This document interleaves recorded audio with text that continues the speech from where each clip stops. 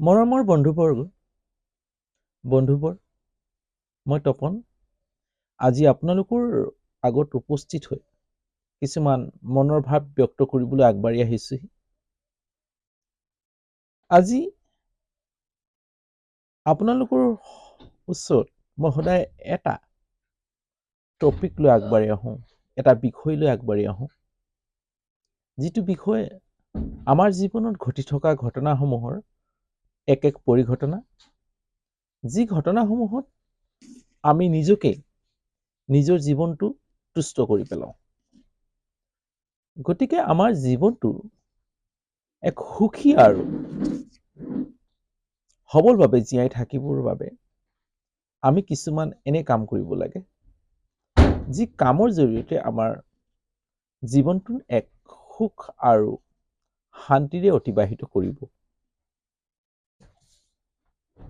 বন্ধুবোৰ, আপোনালোকে জানেনে আমি কেতিয়া দুখী হওঁ? নিশ্চয় আপোনালোকে জানে, যেতিয়া কোনো এটা বস্তু আমি বিচাৰো, মানে আমাৰ মনে বিচাৰে, আৰু যেতিয়া মনে বিচৰা মতে কামবোৰ নহয়, বস্তুবোৰ নাপাওঁ, তেতিয়া আমি দুখী হৈ পৰোঁ। কিয় দুখী হৈ পৰোঁ? আমাক সেই বস্তুটো লাগে, সেই বস্তুটোৰ প্ৰয়োজনীয়তা আছিল। অন্য ধৰণে যদি আমি এই কথাটো এই ধৰণে ভাবোঁ, যদি মনে বিচৰা বস্তুবোৰ যদি আমি নিবিচাৰোঁ, তেতিয়া আমাৰ দুখ হ'বনে? আমি দুখত থাকিমনে? গতিকে মনৰ পৰিভাষাটো সুখৰ লগত এক অতি তাত্ত্বিকভাৱে জড়িত হৈ আছে। গতিকে মন শব্দটোৰ অৰ্থ বিভিন্ন ধৰণে আমি দিব পাৰোঁ, কিন্তু ইয়াৰ অৰ্থটো আমি বেলেগ বেলেগ ধৰণে পাওঁ ইয়াৰ ব্যৱহাৰিক দিশত। গতিকে বাহ্যিক দিশত ইয়াৰ অৰ্থটো বেলেগ, কিন্তু আমি যদি সুখৰ ক্ষেত্ৰত মনৰ এই অৰ্থটো বিচাৰি পাওঁ, তেতিয়াহ'লে মন অৰ্থাৎ আমি ক'ব পাৰোঁ যে মন শব্দৰ অৰ্থটো হৈছে মানা। আমি যিকোনো যেতিয়া কাম কৰিম, বিচাৰিম, তেতিয়া আমি সদায় মনক বান্ধি ৰাখিব লাগিব, সন্তুলন কৰি ৰাখিব লাগিব, অৰ্থাৎ মানা কৰি ৰাখিব লাগিব। ধৰা, যিটো বস্তু তোমাৰ অগোচৰ, তুমি নোপোৱা, যদি তাক লৈ যদি আমি মনত দুখ কৰি থাকোঁ, তেতিয়া আমাৰ মনটো অশান্ত হৈ পৰিব আৰু আমি দুখৰ সাগৰত বুৰ যাম। গতিকে বন্ধুবোৰ, আমি মনক সদায় এটা মন্ত্ৰ যদি আপোনালোকে আমি যদি মানি ৰাখোঁ, যে মানা শব্দটো যদি মনে বিচৰা কিবা এটা বস্তু বিচাৰিছে, আমি তৎক্ষণাত তাক মানা কৰিব পাৰিব লাগিব। তেতিয়া চাব যে এদিন আপোনাৰ জীৱনো সুষম হৈ পৰিব। আমি অবাঞ্ছিতে কিছুমান এনে বস্তু বিচাৰোঁ, যি বস্তু পোৱাৰ কোনো সম্ভৱেই নহয়, যি বস্তু আমাৰ জীৱনত কোনো প্ৰয়োজনেই নাই। আমাক অন্ন, বস্ত্ৰ, বাসস্থান, এই তিনিটি মৌলিক প্ৰয়োজনৰ বাহিৰে আমি যিবোৰ বস্তু বিচাৰি হাবাথুৰি খাই থাকোঁ, এইবোৰ হৈছে এটা সাজি লোৱা, অৰ্থাৎ মনে বিচৰা বস্তু। গতিকে সুখত থাকিবলৈ হ'লে এই মনটোক আমি মানা কৰিব লাগিব।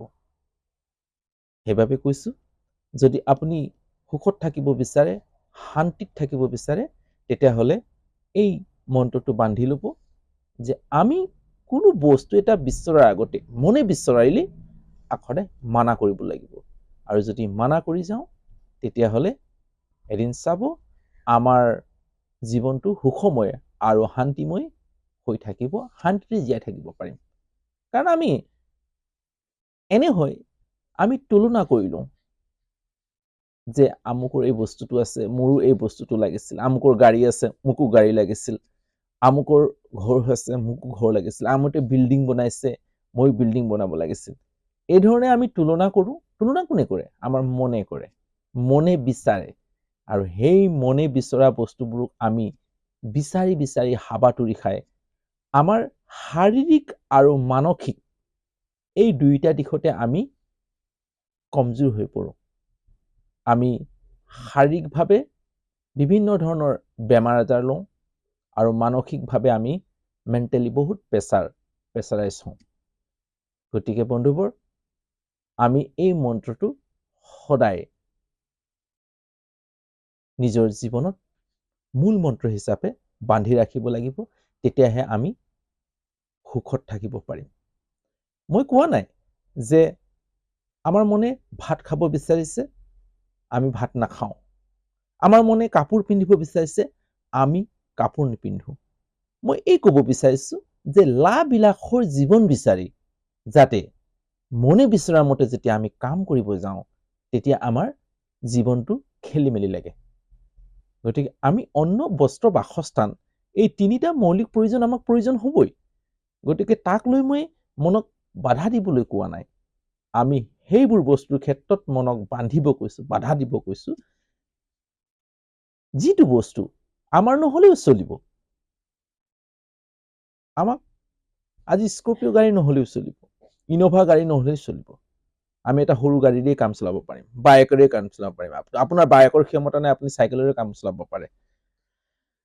গতিকে আমি উচ্চাকাংক্ষিকভাৱে আমাৰ মনক উচ্চ আকাংক্ষাত ৰাখি যাতে আমি সেই কাম কৰিব নালাগে যি কামৰ দ্বাৰাই আমাৰ শাৰীৰিক আৰু মানসিক কষ্ট পাই আমি দুখ সাগৰত বুৰ যাওঁ। বন্ধুবোৰ, মই এইষাৰ কথা কৈছো যে আমাৰ মূল মন্ত্ৰটো হৈছে যে মনে বিচৰা প্ৰত্যেকটো কামেই যে শুদ্ধ হ'ব এইটো নহয়। গতিকে প্ৰথম আমি শিকিব লাগিব, মনে যি বিচাৰে তাক আমি মানা কৰিবলৈ শিকিব লাগিব। যেতিয়া আপুনি বা আমি এই কামটো শিকিম, সেইদিনাই আমাৰ জীৱনটো সুখময় হৈ যাব। গতিকে আজিলৈ হ'ব। মোৰ এই বক্তব্যসমূহ কেনে লাগিছে আপোনালোকে কমেণ্টৰ জৰিয়তে মোক জনাব। আহা আমি বন্ধুত্ব হিচাপেৰে আমাৰ জীৱনৰ কিছুমান কথা বতৰাসমূহ আজি এই ছ'চিয়েল মিডিয়াৰ যুগত আলোচনা কৰোঁ। আমি মনৰ ভাৱসমূহ প্ৰকট কৰোঁ।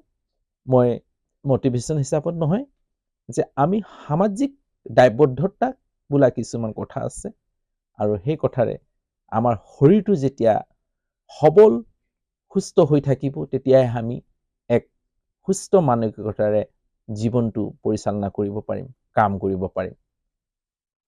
গতিকে আপোনাৰ জীৱনটো এই ধৰণে সুখময় হওক, আনন্দময় হওক।